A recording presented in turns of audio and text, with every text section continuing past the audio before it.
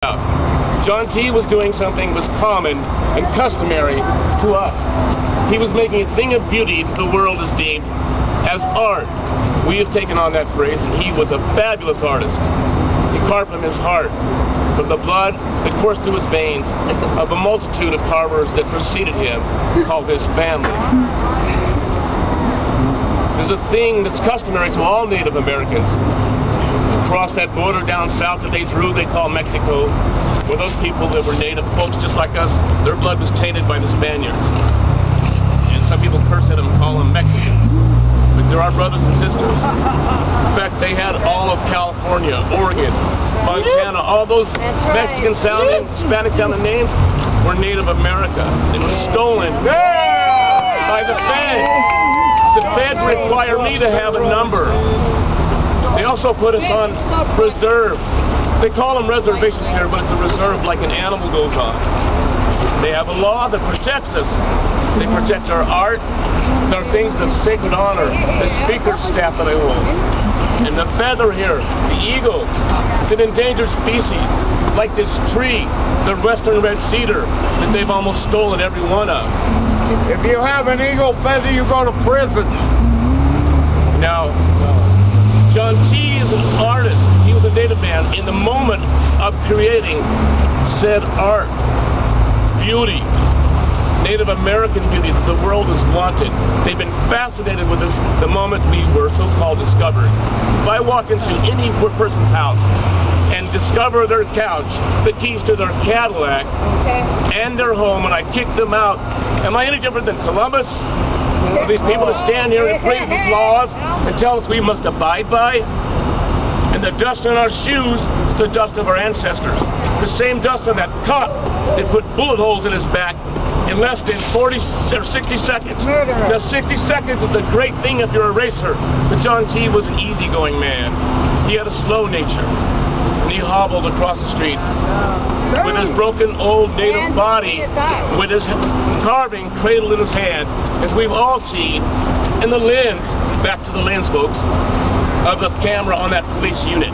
And right behind him with a gun in hand, ready to kill, angry, full of hatred, steeped in ignorance from their forefathers who came across on a ship with white sea spraying in their face with a white sail. And in their hands and in their quarters they had white paper with black letters on it that didn't mean shit. And now we live under white rules on red man's land. And the red man's blood was spilled 4 times with 4 bullets in less than 60 seconds. What happened with that? One in the face.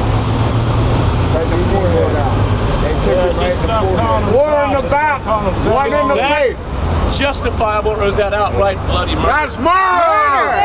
That's murder! No matter what corner of this globe or this universe or anywhere you stand where anything may or may not exist, even in if you or I did it, we'd all be in jail. That is murder. That's murder! John T. had not even 1 split second of those 60 seconds to announce who he was, what his business was. 3-inch knife. And if a policeman 3-inch knife, which is legal to have. Why you got a bag? 10 feet away with the Yeah, how do you feel, Fred? 10 feet away. The answer was for the policeman, the justifiability was the lunge forward to the officer, which we all see in everyone that witnessed, was a retreat. Hence the bullet holes in his back. That is not a forward motion. That is a retreat. He didn't even have knowledge, John T. was deaf, legally deaf, and legally blind. Murder! Murder! They murdered our brother. The chief of police, I want the chief of police to respond within 24 hours to an answer to every one of us, not just the Native people, but the entire world. That's right. We need an answer within 24 hours, or I want him to resign, or we need to fire him. He cannot okay a murderer. He's a thief. He took the life of an endangered man. We are an endangered species. And she's still walking We're less free. than 1% of this nation's population. We used to be 100%. We are We are an endangered human species. and he took the life of us. That's a federal offense. We are, as a, goddamn continent, man. Don't play games with me, man. Yeah. I'm a First Nation. I know what I'm talking about. Exactly. We are First Nations people, and they took his life. We're all one nation. We're all natives. How many people out here are not native? Leprechaun right here. Island. My own state, my own country. And I should take care of everybody. I'm going to get us back to this man.